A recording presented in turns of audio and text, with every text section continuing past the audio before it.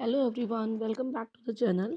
We are going to discuss today first grade exam paper of English subject which was conducted in 2013. Let's have a look of this paper. Question number 1, choose the correct option. Are you sure there aren't blank more letters to post? Answer is any. Next question is how blank time do we have to solve the problem? Options are much, many, more, less. So the right answer is option number 1, much. How much time do we have to solve the problem? Let me discuss then another question. How blank times have I asked you not to waste your precious resources? Options are much, many, few, often. So answer is option number 2. How many times have I asked you not to waste your precious resources? Next question is a blank still remains to be done. Options are quite, few, lot, lots. So the right answer would be option number 3. A lot still remains to be done. Next question is blank few students who have waited also left after a while. The, no, most, very. The answer is the few students who had waited also left after a while. Let me discuss on question number 6. A blank knowledge is a dangerous thing. Options are few, little, most, short. So answer is option number 2, little. A little knowledge is a dangerous thing. Question number 7. Blank of my books is still missing. None, few, one, many. So correct answer is one of my books is still missing. Question number 8. They left about blank hour ago. A and the few. Answer is an hour ago. Option number 2. Question number 9. All of us were surprised, blank his attitude. With, at, on, upon. Answer is, the correct answer is at. Surprised at. This is the answer of fixed preposition. Next question is, she congratulated him, blank his success. On, from, at, about. So the correct option is question number 10, that is of on. She congratulated him on his success. Let me discuss question number 11. We were invited blank tea on her birthday. Upon, with, to, on. Correct answer is we were invited to tea on her birthday. Option number 3. Question number 12 is we should not interfere blank other people's lives. Options are for, at, over, in. The correct answer would be in, interfere, in.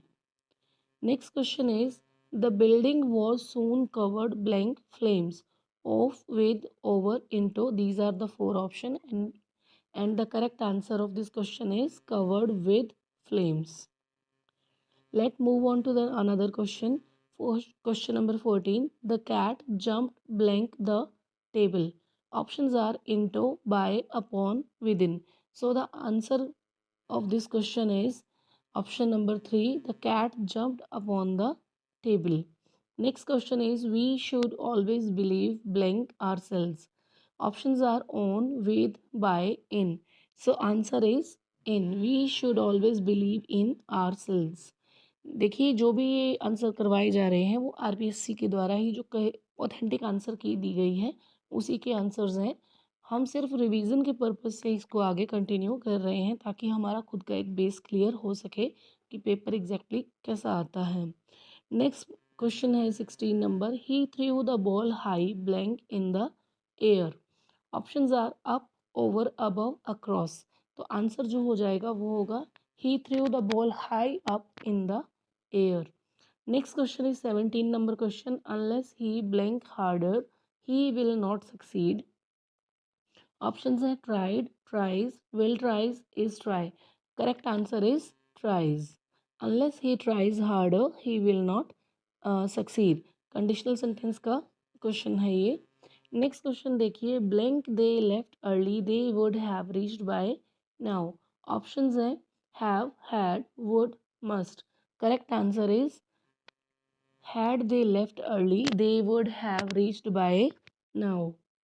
19 number question की ओर move on करते हैं। Many of us have blank since morning, been waited, been waiting, been waiting. Answer correct क्या हो जाएगा? Been waiting. We have, many of us have been waiting since morning. Let move on to question number 20। Blank she go to the library every day? Options are does, do, is, has। Answer is, correct answer of this question is does she go to the library every day। Present simple का question है, simple है ना, present simple का question है, interrogative question पूछा गया है। Next question है, if it rains the college will blank closed, being, be, surely, must. Option number, question number 21 का जो आंसर हो जाएगा वो हो जाएगा the college will be closed. 22 number question है, he blank Delhi in 2010, has left, was living, had left, left. 22 का जो करेक्ट आंसर होगा वो हो जाएगा he left Delhi in 2010। Next question है, he blank a line across the page, drawing, drawn, drew, drawed. 23 का जो आंसर हो जाएगा वो होगा he drew a line across the page. Question number 24, I have not blank the tag, see, seen, been, gone. 24 में जो answer होगा हमारा वो हो जाएगा I have not seen the tag. 25 number question की ओर मूव ऑन करते हैं। One of my friends blank going to America, are, is, were, have been. The correct answer of this question is one of my friends is going to America. Let move on to question number 26। I blank like to read this new book, would, could, can, shall. 26 में answer जो हो जाएगा वो हो जाएगा I would like to read this new book. Let we move on to 27 number question. You blank see a doctor soon. Would, should, need, used to। 27 में answer होगा you should see a doctor soon। Question number 28. The Constitution states that there blank be elections every 5 years. Options are used to, would, shall, need। The answer recommended by the board is 28's third number option। The constitution states that there shall be elections every 5 years। Let's move on to 29 number question। Blank, you lend me your notes please। options are may, can, should, must। Option में आ जाएगा इसका answer, answer number 2, option number 2, can you lend me your notes please.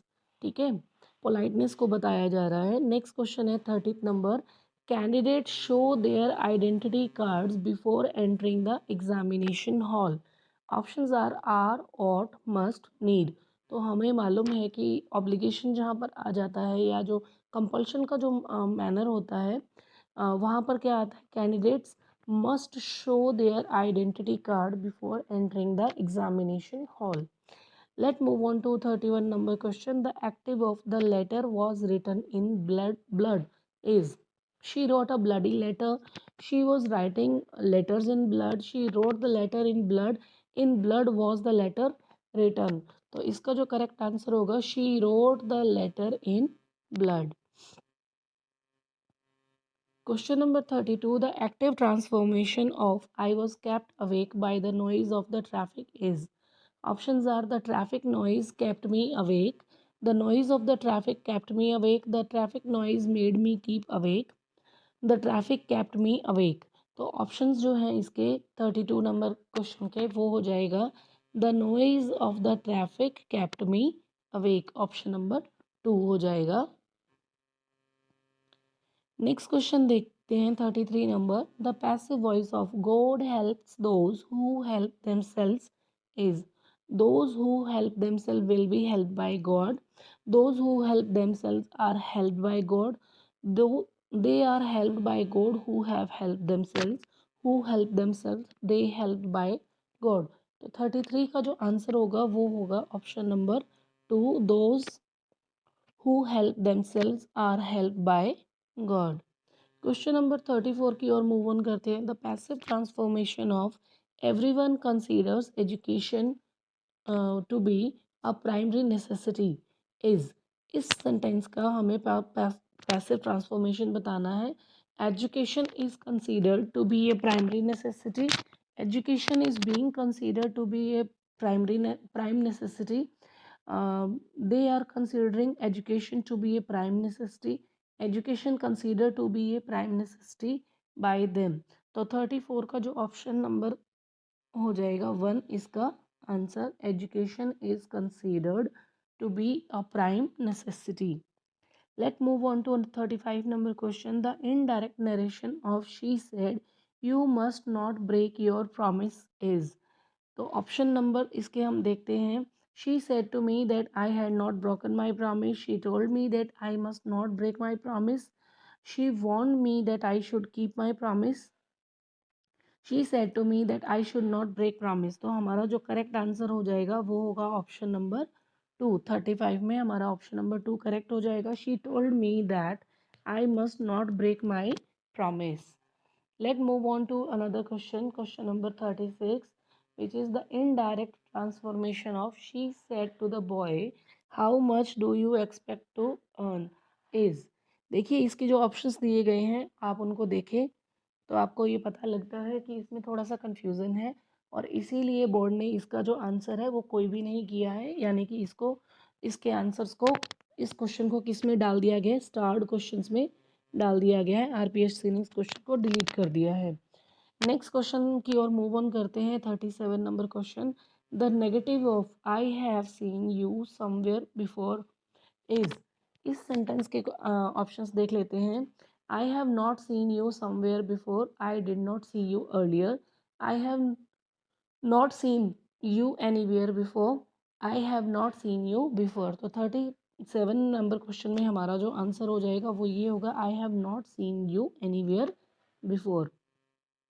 38 number question की ओर move on करते हैं. The interrogative of you had a comfortable journey is. इस sentence का हमें इंटेरोगेटिव बनाना है. ऑप्शंस दिए गए थे हमें. Had you had a comfortable journey, have you a comfortable journey, had you a comfortable journey और did you have a comfortable journey. तो 38 में जो हमारा आंसर होता है वो यही होता है, did you have a comfortable journey. Let's see question number 39. The simple sentence form of those who are helpless deserve our sympathy. इस सेंटेंस का हम एक सिंपल सेंटेंस फॉर्म करके बताना है. Those who are helpless are to be sympathized. They are helpless and they deserve our sympathy. Third option था the helpless deserve our sympathy. Number 4 option है they who are helpless deserve sympathy. तो 39 का जो answer हो जाता है वो होता है option number 3, the helpless deserve our sympathy. Question number 40 की ओर मूव ऑन करते हैं. The complex sentence of speak the truth और you will never regret it is. इस सेंटेंस का कॉम्प्लेक्स फॉर्म बताना है. ऑप्शन है, if you speak the truth you will never regret it. If you speak truth you will never, you never regret it. Unless you speak the truth you will never regret it. Speak the truth or regret it forever. 40 number question का जो answer हो जाएगा वो होगा option number 1, if you speak the truth you will never regret it. 41 number question है to shed crocodile tears. यहाँ पे अब इडियम्स आ गए हैं. 41 नंबर क्वेश्चन है to shed crocodile tears means to get hysterical, worry about the extinction of animals, be hypocritical to shed false tear, sincerely grieve for something. तो 41 में हमारा जो आंसर होएगा be hypocritical to shed false tears. Next है the two brothers blank over property dispute. यहाँ पे हमसे पूछा जा रहा है फ्रेजल वर्ब के बारे में. Falls out, fell on, fell off. तो 42 में हमारा आंसर होगा fell out. The two brothers fell out over property dispute. Next question is, to call a spade means to play cards, to be arrogant or adamant, to speak without mincing words, to be confident of yourself. तो 43 में हमारा जो answer है वो होगा to speak without mincing words. Let me move on to 44 number question. He has blank a new business establishment. Set out, set in, set down, setup. 44 में हमारा जो आंसर है वो क्या हो जाएगा? Setup. He has setup a new business establishment. Next है, हमें एक पैसेज दिया गया है, उसके कुछ क्वेश्चन हैं जिसको हमने कंटिन्यू करना है, देखना है. To forgive an injury is often considered a sign of weakness. It is actually a sign of strength. It is easy to allow oneself to be carried away by resentment and hate into an act of vengeance, but it takes a strong character to restrain those passions. The man who forgives an injury proves himself to be superior to the man who wronged him and puts the wrongdoer to shame. अब question है, to forgive an injury is really a sign of weakness है, strength है, helplessness है या passivity है? तो 45 में हमारा जो आंसर आ जाएगा वो होगा strength. To forgive an injury is really a sign of strength. Next question is the expression patience refer to.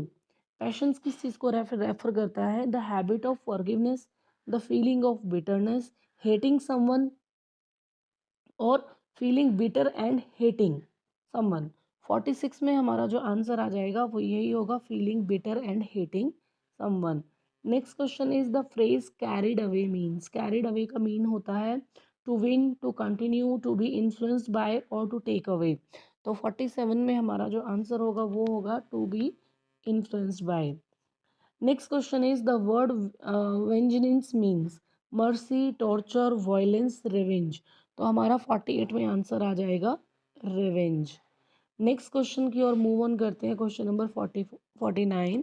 The opposite of shame is disgrace, honour, humiliation, embarrassment. तो आप देख सकते हैं डिसग्रेस, ह्यूमिलेशन और embarrassment, इनके जो meanings है वो ऑलमोस्ट सिमिलर से हैं. इसका ऑपोजिट आ जाता है honour. Let move on another passage देख लेते हैं. One of the important humanitarian byproducts of technology is the greater dignity and value it imparts to human labor. In a highly industrialized society, there is no essential difference between Brahman and Dalit, Muslim and Hindu. They are equally useful and hence equally valuable. For in the industrial society, individual productivity fixes the size of the paychecks and this fixes social status. Let's move on to the questions. The most suitable title for the Précis of the passage would be Industrial Society, a great sporter, technology as bias of individual status, casteless society, dignity of human labor. तो 50 में हमारा जो answer आ जाएगा वो यही है, dignity of human labour. ठीक है, क्योंकि कास्ट और क्रीड से ऊपर उठकर ही है ये सारी चीज़ें सरवाइव करने के लिए. नेक्स्ट क्वेश्चन है the best option for reducing the underline portion will be. जो अंडरलाइन एक सेंटेंस हमें जो दिया गया था उसको रिड्यूस करते हुए हमें क्या एक बेस्ट ऑप्शन दिया जा सकता है? Sectarian society, secular society, socialistic society या एरिस्टोक्रेटिक सोसाइटी. तो 51 में हमारा जो आंसर आ जाता है वो सेक्युलर सोसाइटी होता है, यानी ठीक है. Next question is the length of the précis of this passage would be 40 words, 10 words, 20 to 22 words और 60 words. तो 52 में हमारा जो आंसर वो यही आना चाहिए. précis जो है वो कम से कम शब्दों में अगर देखा जाए तो वो 20 to 22 वर्ड्स में होनी चाहिए. नेक्स्ट है 53 number question. The tone and style of a business letter should be scholarly और erudite, full of impressive similes and metaphors, friendly and courteous और vague and abstract. तो 53 में हमारा जो एक आंसर आता है कि बिजनेस लेटर जो होते हैं वो कैसे होने चाहिए, तो वो होते हैं फ्रेंडली और कर्टियसनेस को शो करने वाले. नेक्स्ट है letter of invitation to parties, birthday celebration and family get togethers get togethers are social, formal, indifferent, personal. तो 54 में देखा जाए तो ये बर्थडे पार्टीज वाले, सेलिब्रेशंस वाले जो लेटर्स हैं वो पर्सनल लेटर भी हो सकते हैं, सोशल भी हो सकते हैं, लेकिन इसका जो आंसर है वो बोर्ड ने डिलीट कर दिया है इस क्वेश्चन को, तो इसका आंसर आप कुछ भी नहीं देख सकते। नेक्स्ट क्वेश्चन देखते हैं 55 की तरफ। A good report should be free from. एक रिपोर्ट, अच्छी रिपोर्ट जो है वो फ्री होनी चाहिए। किस चीज़ से फ्री होनी चाहिए जी? Clarity, conciseness, facts leading to a conclusion, या पर्सनल बायस एंड प्रेजुडिस। तो इसका जो आंसर है वो क्या होना चाहिए कि पर्सनल बायसनेस नहीं होनी चाहिए, प्रेजुडिस से ये हटकर होनी चाहिए। नेक्स्ट क्वेश्चन देखते हैं, लिटरेचर से रिलेटेड आ गए हैं, ग्रेजुएशन लेवल के हैं। Milton on his blindness is a Spenserian sonnet, a Petrarchan sonnet, an octave sonnet और ए फॉर्मलिस्ट सोनेट। तो 56 में हमारा जो आंसर है वो क्या है? ये एक पेट्रार्कन सोनेट का जो है एग्जाम्पल है। नेक्स्ट क्वेश्चन देखिए, in the line 3 of his on his blindness Milton speaks of one talent, what is it? His faith, his patience, his poetic ability, his tenacity. तो यहाँ पर 57 में हमें पता है कि जो एक वन टैलेंट की बात इस सेंटेंस पोइम में की जाती है वो उसकी पोएटिक एबिलिटी को बताता है। नेक्स्ट क्वेश्चन की ओर मूव ऑन करते हैं। They also serve who only stand and wait. In this line from on his blindness, they stand for those who worship God, praise God in their poems, patiently accept the decree of God, make use of their poetic talent. तो यहाँ पे 58 में हमारा जो answer होगा वो क्या होगा? 58 में वो हो जाएगा option number third, patiently accept the decree of God.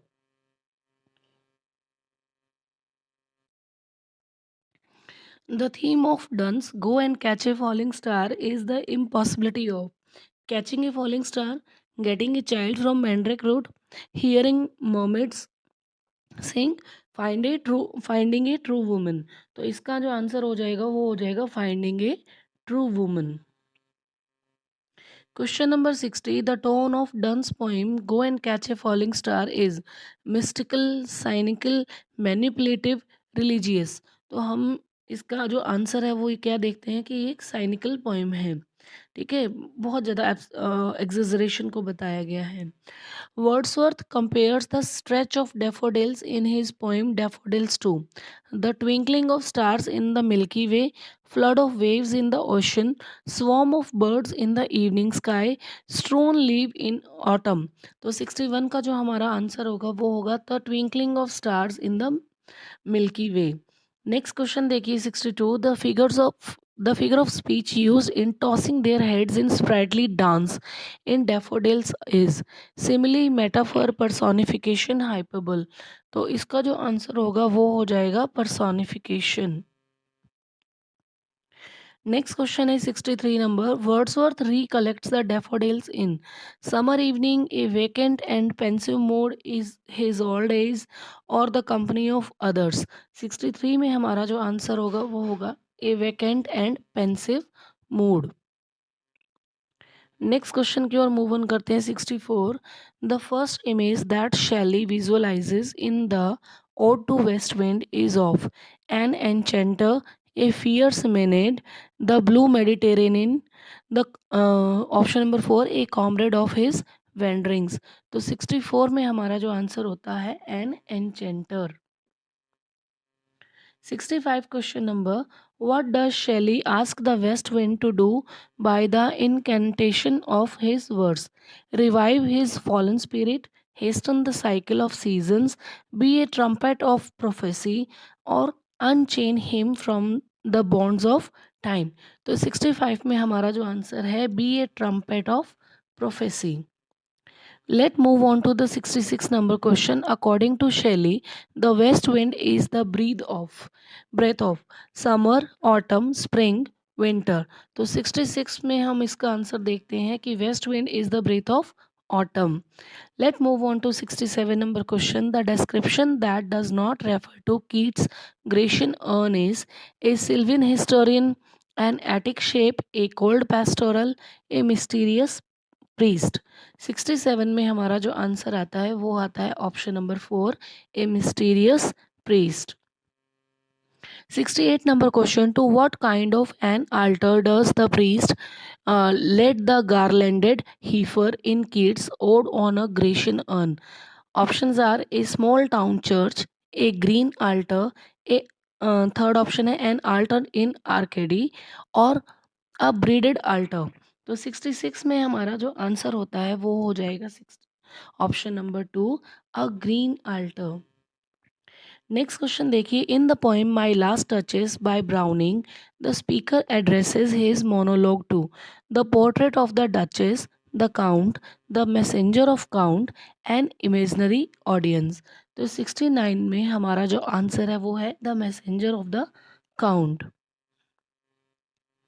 70 number question देखिए. Who had cast Neptune for the duke in Browning my last duchess? Fra Pandolf, Claus of Innsbruck, the company below और a local artesian.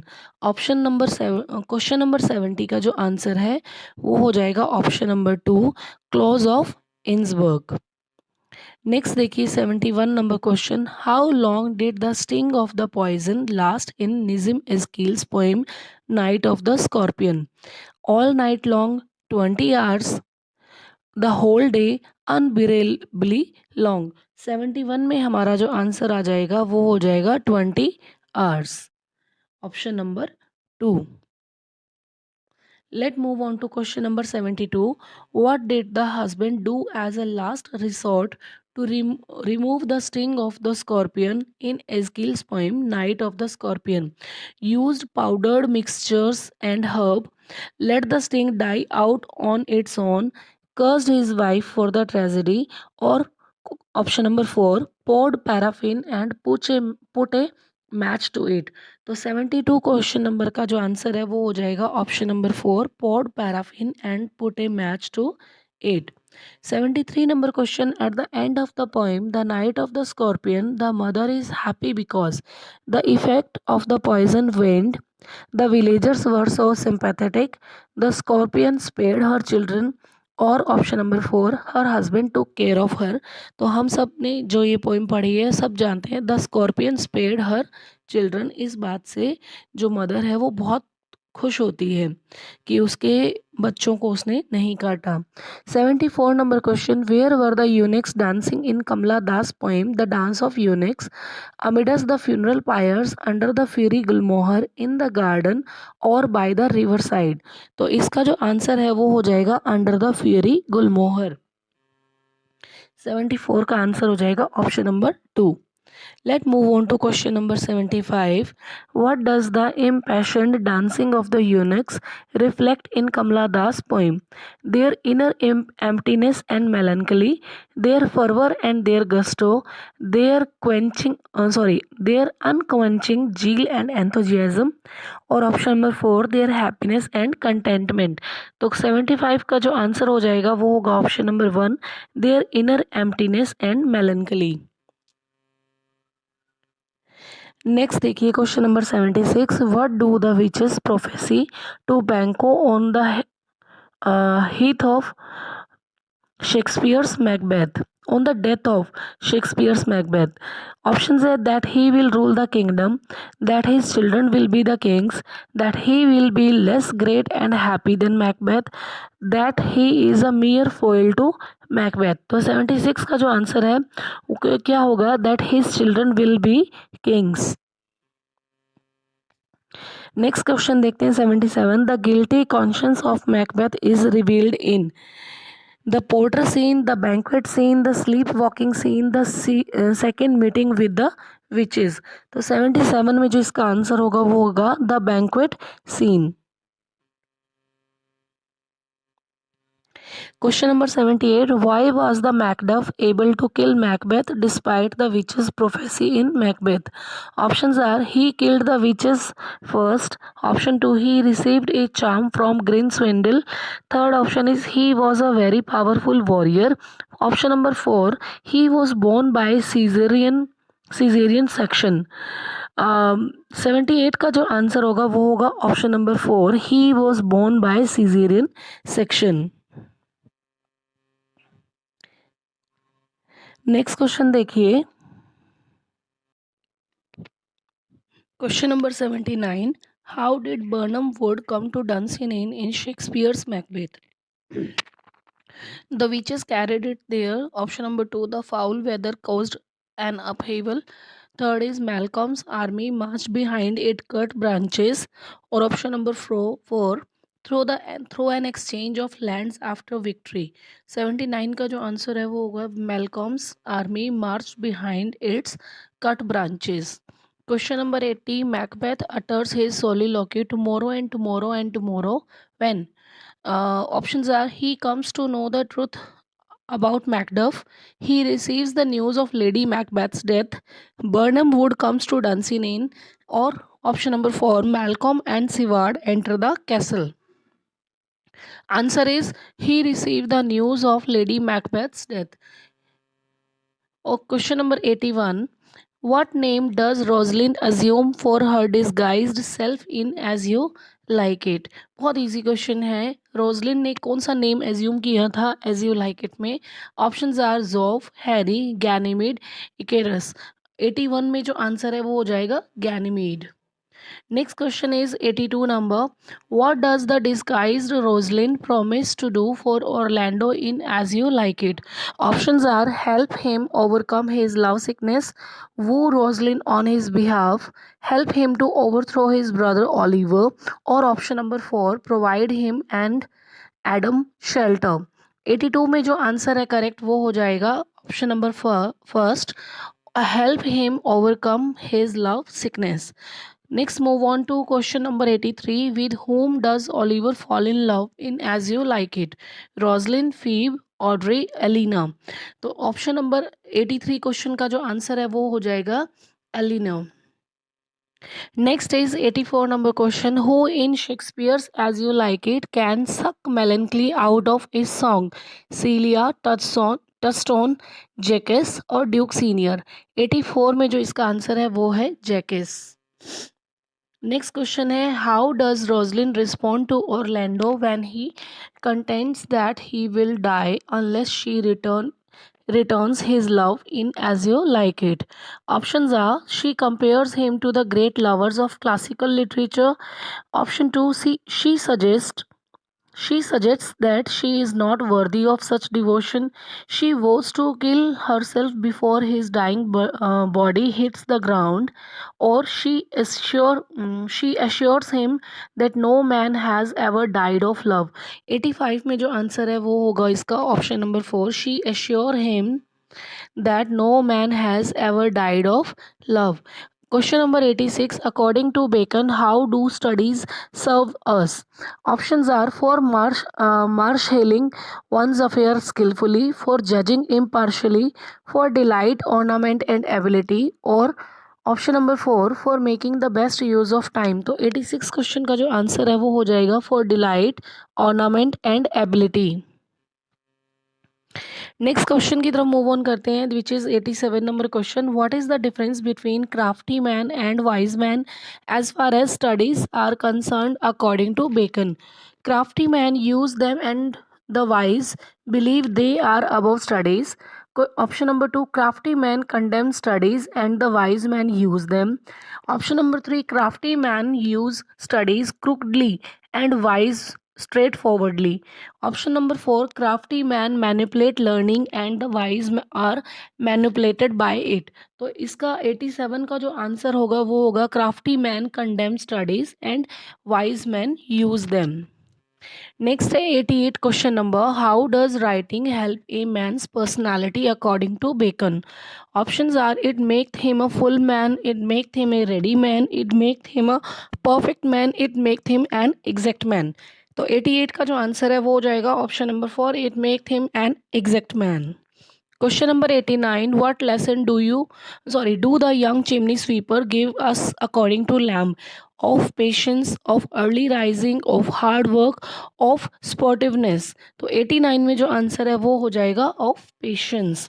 Next move on करते हैं 90 number question की तरफ। The annual fees for chimney sweeper was arranged by blank in Lamb's essay in the praise of chimney sweepers। तो options हैं the author, madam Ursula, Jem White और Bigod. 90 में जो इसका जो एक एनुअल फीस्ट जो ऑर्गेनाइज की गई थी चिमनी स्वीपर्स के लिए वो की थी जेम वाइट ने।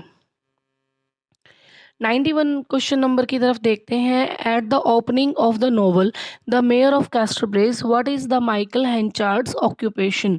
माइकल हेंचार्ड उस टाइम पे क्या करता था? ये क्वेश्चन भी रिपीट हुआ है ना। शेफर्ड, फार्मर, बैलेडियर, हे ट्रेसर। तो 91 में क्वेश्चन नंबर जो ऑप्शंस हैं उसके अकॉर्डिंग इसका जो आंसर होता है वो होता है हे ट्रेसर होता है। माइकल हेंचार्ड का जो काम होता है वो हे ट्रेसर होता है।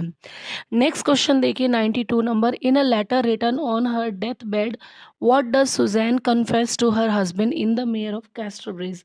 She and Elizabeth Jane were abused by the man to whom Henchard sold them. She had amassed a great fortune after being sold. Elizabeth Jane was not his daughter, she never loved him. है ना। ये चारों options के according इसका जो answer है वो ये आता है कि जब सुजैन अपने डेथ बेड पर होती हैं तो वो क्या बताती हैं कि जिसे वो अपनी बेटी मान रहा था एलिजाबेथ जेन को, वो उसकी बेटी नहीं थी। ठीक है, क्योंकि उसकी खुद की बेटी की डेथ हो जाती है। 93 नंबर क्वेश्चन की ओर मूव ऑन करते हैं। What is the name of the ceremony of the town people performed to shame Leselta in the mayor of Casterbridge? Harlot's parade, skimity ride, swoon, bumble और smoothing। 93 में इसका answer जो हो जाता है वो होता है skimity ride, option number 2। Next question की ओर मूव ऑन करते हैं 94। What does the will of Henchard not say in Hardy's the Mayor of Casterbridge? इसकी विल जो बनाई जाती है हेंचार्ड की वो क्या नहीं बताती है? That no man remember him, that Elizabeth Jane Farfrae be told about his death, that no flowers be planted on his grave, that no sexton be asked to toll the bell. तो 94 में जो इसका answer होता है वो ये होता है that Elizabeth Jane Farfrae be told about his death. Next देखिए 95 number. To which biblical figure does Henchard compare himself in his suffering in the Mayor of Casterbridge? Cain, Jesus, Job, Moses. तो ये किस character से अपने आप को resemble करता है? वो करता है काइन से। 96 नंबर क्वेश्चन देखिए। What is the main issue in R K Narayan's novel the vendor of Sweets? तो ये क्या ऑप्शंस हैं इसके? इन्फ्लेशन था, जनरेशन गैप था, इंडस्ट्रियलाइजेशन था या ड्रंकनेस था? तो इसका जो मेन इशू है वेंडर ऑफ स्वीट्स का वो 96 के अकॉर्डिंग हमारा बनता है जनरेशन गैप का, क्योंकि जगन और उसके बेटे मलिक में जो डिस्प्यूट्स दिखाई देते हैं वो जनरेशन गैप की वजह से ही होते हैं। नेक्स्ट देखिए। Jagan in the vendor of sweets learn making sweets in school, his house, jail और मालगुडी। कहाँ पर वो सीखता है? वो जब जेल में होता है तब वो सारी चीज़ें सीखता है। नेक्स्ट क्वेश्चन देखिए 98 number question. The name of Jagan's book which was in the press the vendor of Sweets was the message of the Gita, the system of education, Gandhi and his philosophy, nature cure and natural diet. तो इसका जो answer है 98 का वो हो जाता है कि मली जो अपनी बुक पब्लिश करवा रहा था उसका नाम था nature cure and natural diet. 99 question की ओर बढ़ते हैं। Jagan in the vendor of sweets decided to leave his business because his son Mali was in jail. Mali and Grace were living in a sinful life. Chinna Dorai changed his mind. The sweet vendors of Malgudi compelled him. तो 99 का जो answer होता है वो ये होता है कि चिन्ना दोराई जो होता है वो इसके माइंड को चेंज कर देता है जगन की। नेक्स्ट है 100 number question. What does Mali want to invest in the vendor of sweets? A multi cuisine restaurant करना चाहता था, ए चेन ऑफ होटल्स खोलना चाहता था, ए मशीन फैक्ट्री या इस फादर्स लैंड? माली इसमें क्या करना चाहता था उस प्रोफेशन के बारे में पूछा गया है। तो यहाँ पर आ जाता है 100th क्वेश्चन का आंसर जो है वो ऑप्शन नंबर 3 होता है कि ये एक मशीन फैक्ट्री लगाना चाहता था। 101 क्वेश्चन की ओर बढ़ते हैं। A poem in which epic conventions are subverted is. Sub epical poem, anti epical, mocking epic और मॉक हीरोइक एपिक। तो इसका जो आंसर है वो हो जाता है mock heroic epic, option number 4। Next question देखिए, एक figure of speech in which there is an exaggerated statement not to be taken literally is hyperbole, synecdoche, euphemism, collage. तो 102 का जो आंसर हो जाएगा वो होगा हाइपरबोल। बहुत ज़्यादा एग्जेजरेशन जिसमें बताया जाता है उसको ही हाइपरबोल कहा जाता है। नेक्स्ट है, he is the Newton of this century. This is an example of simile, synecdoche, transferred epithet या हाइपरबोल।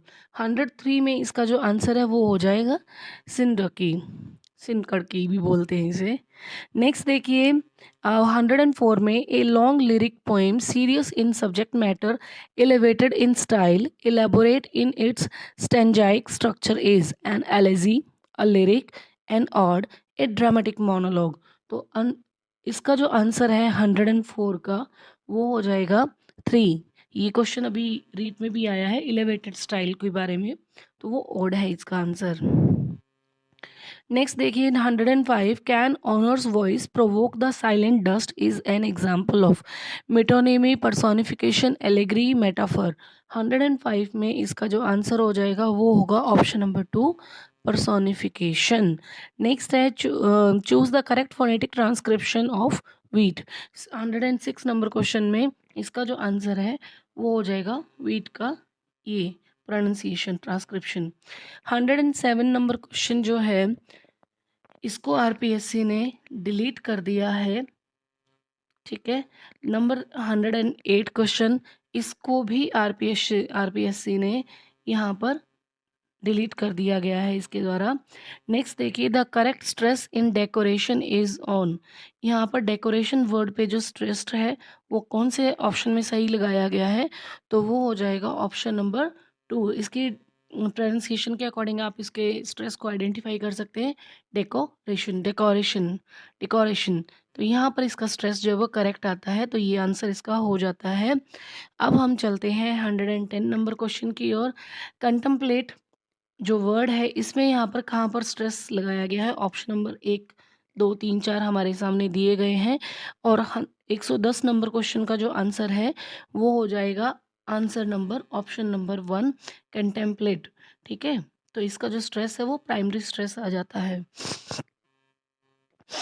111 क्वेश्चन नंबर देखिए, the Grail legend in T S. Eliot's the waste land is taken from. यहाँ पे option दिए गए हैं, Jessie L Weston's from ritual to Romance, Dante's Divine Comedy, Chaucer's the Prologue to Canterbury Tales, और Ovid's का जो है मेटामॉर्फोसिस यहाँ से लिया गया है। क्या कहाँ से लिया गया है टी.एस. इलियट का जो वेस्टलैंड का जो एक कॉन्सेप्ट है, द ग्रेल लेजेंड जो है वो कहाँ से लिया गया है। 111 में इसका जो आंसर आता है वो है जेसी एल वेस्टन्स का from ritual to romance. Sorry, option number 1 है from ritual to romance. Next question देखिए, the last line of the poem the waste Land make use of scriptural writing from Buddha's the fire Sermon, Edmund Spenser's Prothalamion, फिर है बृहदारण्यक उपनिषद, या James Frazer's the Golden बो।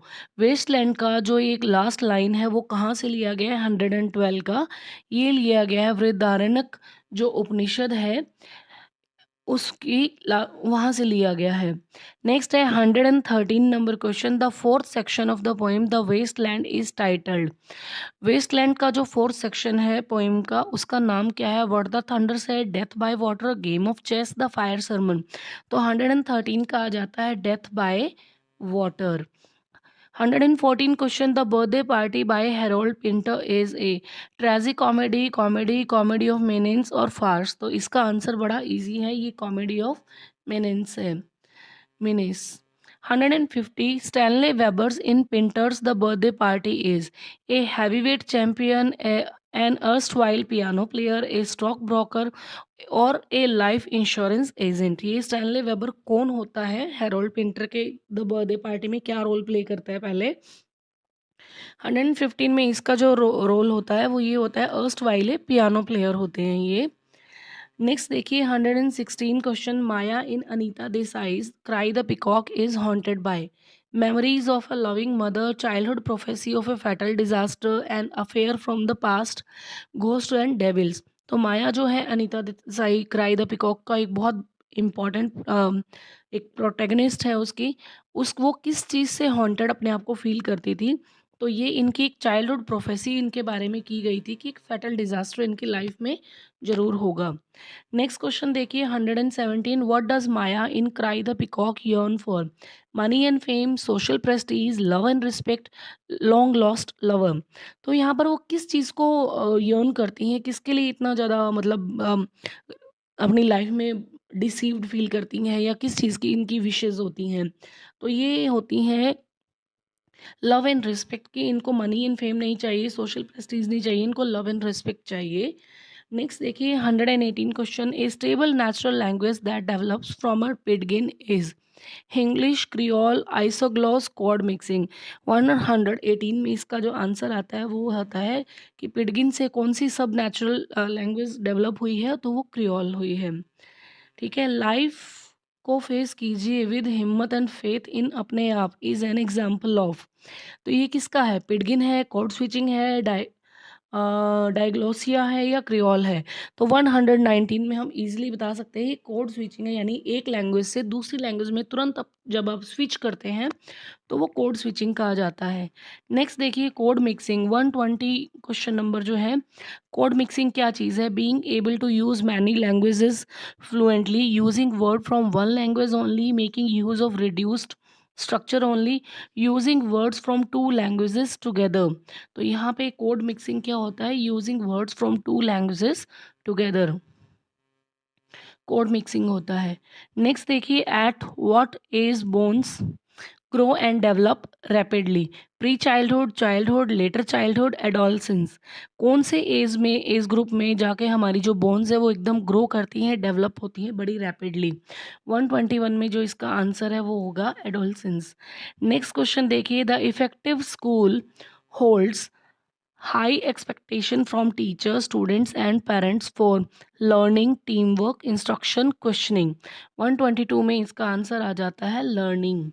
Next question देखिए 123, Jean पियाजे development theory is cognitive, intellectual, social और emotional development. किस चीज़ के डेवलपमेंट पर फोकस करती है जीन पियाजे की? तो सब अच्छे से जानते हैं कि इनकी जो थ्योरी है वो कॉग्निटिव डेवलपमेंट पर फोकस करती है। 123 में ऑप्शन नंबर 1। नेक्स्ट देखिए at what age range the mental development of an individual attains full maturity? तो 124 नंबर क्वेश्चन को डिलीट किया गया है। ठीक है, next move on. Who said psychology has a long past but a short history? ये बहुत अच्छा स्टेटमेंट दिया गया है कि साइकोलॉजी का जो इतिहास है, साइकोलॉजी का अतीत तो बहुत लंबा है लेकिन इस इतिहास जो है इसका वो बहुत छोटा है।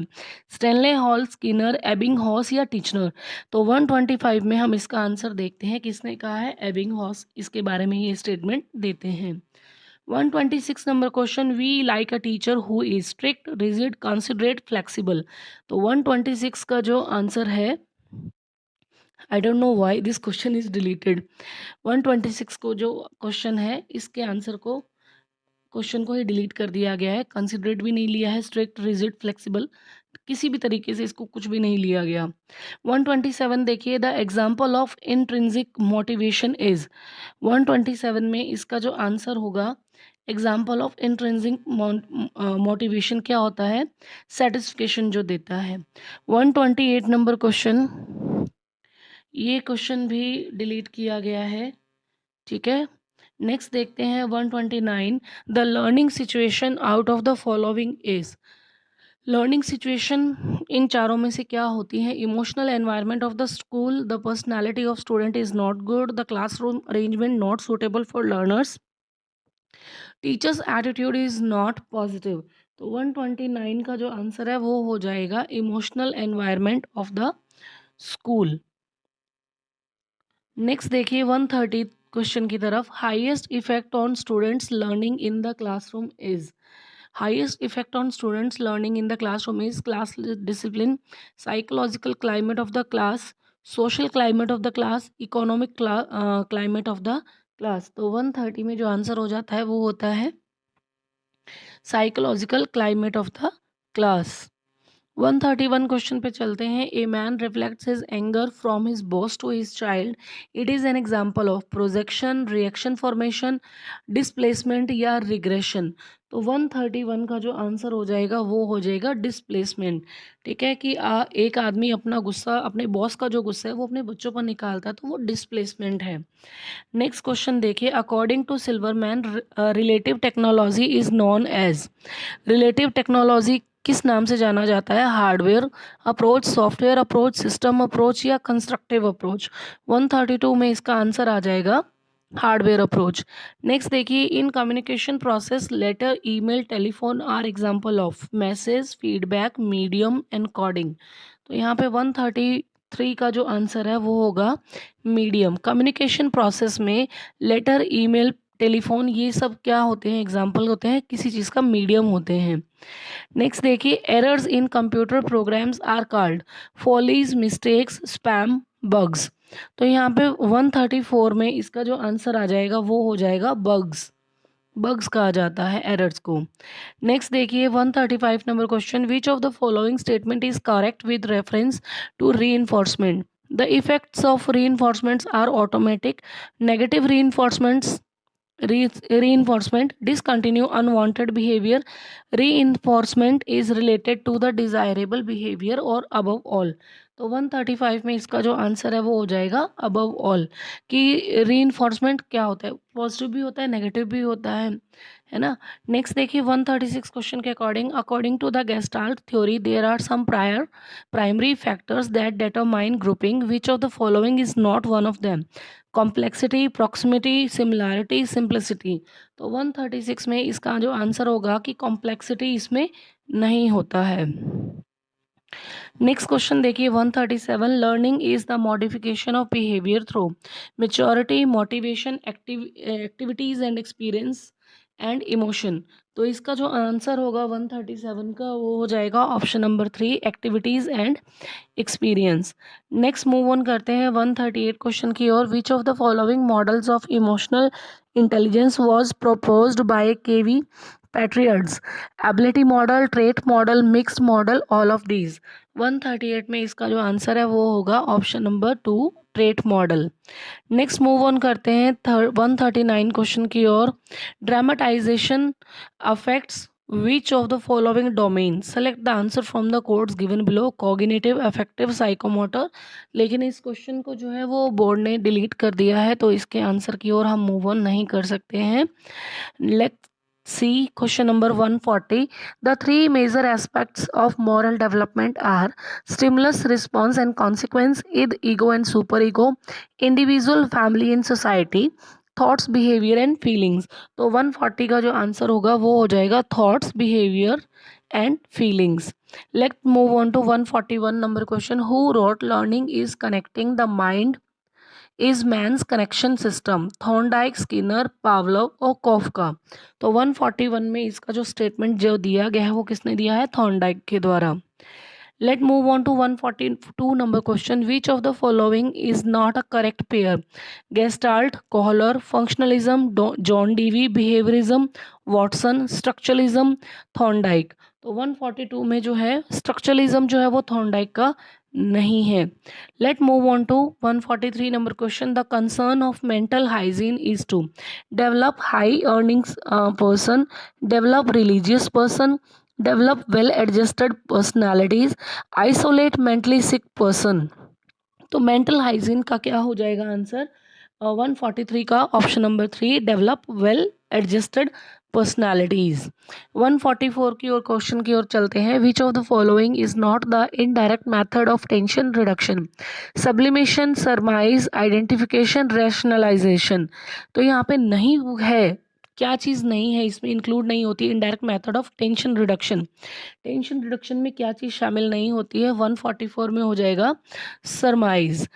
Let's move on to 145 number question. The concept which does not belong to the advanced organizer model. Teaching, learning, instruction concerned with syllabus construction. तो ये क्वेश्चन जो है वो डिलीट कर दिया गया है। आप देख सकते हैं कि कितने सारे क्वेश्चन इस एग्जाम पेपर के डिलीट किए गए हैं, which is very bad. Next देखिए 146 number question. Cognitive development is a comprehensive theory about the nature and development of human intelligence. Who gave this definition? Watson, Hall, Lewin, Jean पियाजे। 146 में इसका जो answer है वो किसने दिया है? Cognitive development is a comprehensive theory about nature and development of human intelligence. तो ये जीन पियाजे की थ्योरी है। नेक्स्ट है विच of the following characteristic is not clearly seen in adolescence. Adolescence में क्या नहीं दिखाई देता है? एब्स्ट्रैक्ट थिंकिंग नहीं होती है, relatively higher ability of power of reasoning होता है, कॉन्क्रीट थिंकिंग होता है, या capability to concentrate on studies and greater ability of memory expansion. 147 में इसका आंसर हो जाएगा कॉन्क्रीट थिंकिंग। इसमें क्लियरली सीन नहीं होती है। ठीक है, नेक्स्ट देखिए which of the following is not a Bruner's statement. Bruner का इनमें से कौन सा स्टेटमेंट नहीं दिया गया है? Learning, sequencing, information activity, organization and structuring of learning is uniquely done by each person, या knowledge selectively concentrate attention towards interaction of environment and organizes the information obtained, facts are obtained from inactive relations। तो 148 में इसका जो answer है वो यही हो जाएगा, number 4 option, facts are obtained from inactive relations। Second last question of this exam paper, which of the following does not belong to a teaching poetry? Nature of a person as recipient of knowledge, nature of process of gaining knowledge, nature of the person bringing change in the behavior of the person gaining knowledge। तो इसका जो answer है वो हो जाएगा 149 का। ये question जो है वो बोर्ड ने डिलीट कर दिया है, तो इसका भी आंसर नहीं कुछ भी। नेक्स्ट लास्ट क्वेश्चन देखिए, the term behaviourism was first given by David Ausubel, E.L. Thorndike, B.F. Skinner, J.B. Watson. तो ये बहुत अच्छा और एक बहुत सिंपल क्वेश्चन है। बिहेवियरिज्म का कॉन्सेप्ट किसने दिया था? तो ये J.B. वॉटसन जी ने दिया था। तो इस तरह से हम देखते हैं कि हमारे इस एग्ज़ाम पेपर से ऑलमोस्ट लगभग लगभग हम अगर हम बात करें तो अराउंड 10 क्वेश्चन जो है वो डिलीट हुए हैं, जो कि अच्छी चीज़ नहीं है किसी भी एग्ज़ाम पेपर के लिए। और इतना बड़ा इंस्टीट्यूशन अगर ऐसी मिस्टेक्स करता है पेपर को कंडक्ट करवाने में, तो ये बहुत गलत है। बहुत इनिशिएटिव होने चाहिए इसकी ओर भी। तो ख़ैर आज के लिए इतना ही, जल्द ही मिलते हैं एक और नए एग्ज़ाम पेपर, एक पुराने एग्ज़ाम पेपर के साथ, सिर्फ रिवीजन पर्पज़ के लिए। तो चैनल को लाइक, शेयर और सब्सक्राइब करना ना भूलें। Thank you so much.